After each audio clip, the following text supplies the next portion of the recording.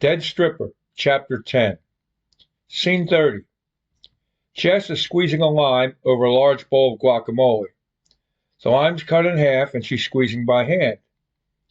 She sets the lime on a cutting board, then starts mixing the guacamole with a large wooden spoon. She stops stirring after 20 seconds and licks the spoon. Not bad. She picks up the lime and squeezes out the last few drops, then some more mixing, and another taste. Just right. She sets the lime on the cutting board, then she turns on the faucet, rinses the wooden spoon, and sets it on the drain board. She wipes her hands, picks up the bowl of guacamole, and carries it into the living room. Bon Jovi's It's My Life is playing at a volume set low enough to support normal conversation. Jess places the guacamole on the coffee table, next to a platter of buffalo wings, and in between bowls of nacho chips and potato chips. Artichoke dip and a platter of bread tidbits sit next to a large bowl of homemade salsa. Shredded chicken's almost ready, she announces. The party's small in number. Jess's boyfriend Pablo and two couples. Ginger and Gary are married. Diane and Jim live together. All are dressed casually in jeans and sweaters, except for Jess.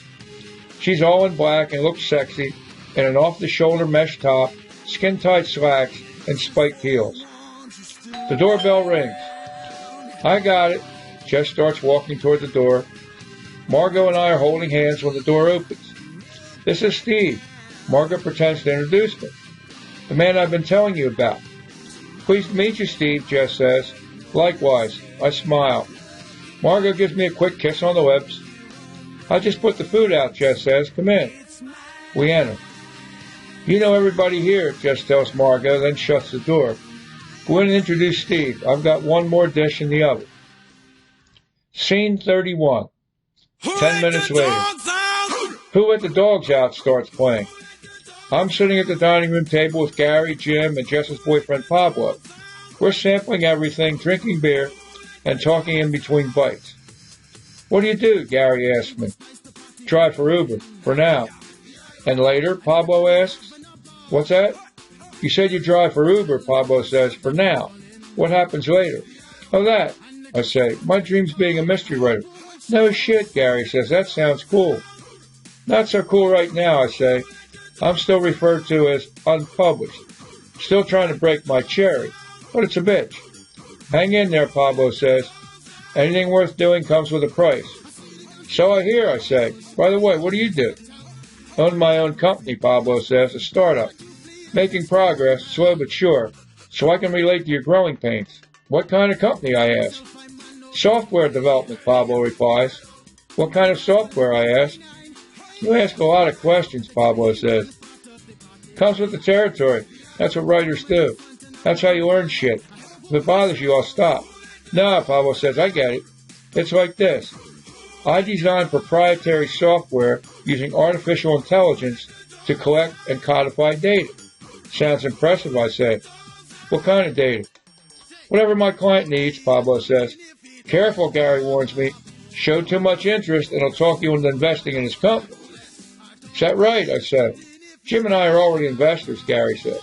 Scene 32. At the same time in the living room. Diane and Ginger are sitting on the sofa. Margo and Jess are sitting in armchairs at opposite ends of the sofa. The chairs are turned to face the sofa to create a conversation area. How did you two meet? Diane asked Margo. I called for an Uber one night, she answers, and Steve showed up. You could say, one thing just led to another.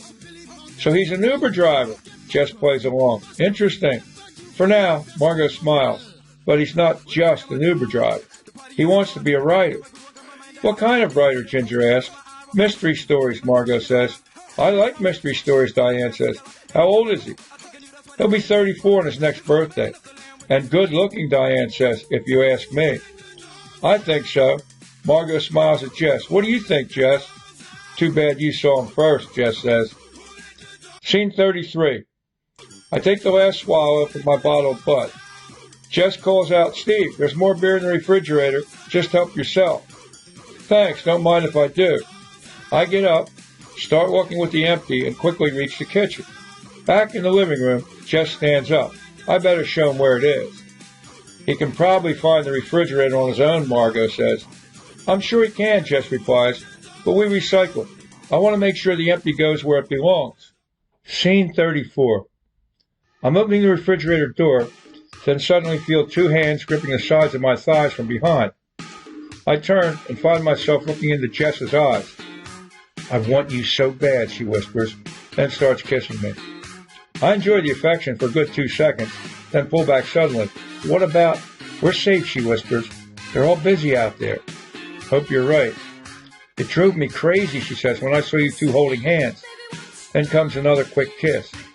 Even worse when I saw Margo kiss you. Jess kisses me again. On the one hand, I'm enjoying this.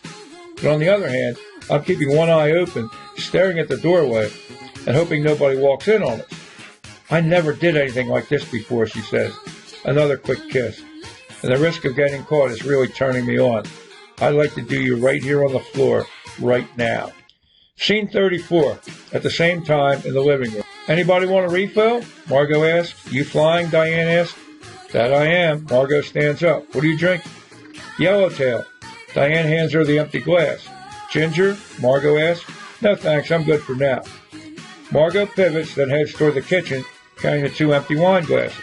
I'm rounding the corner on my way out of the kitchen and come face to face with Margo. Wow, almost a head-on collision. Close enough for this. Margo kisses me on the lips. Not a long kiss, not a short kiss, but a kiss with a loud smacking of lips. Did Jess teach you how to recycle? Of course I did.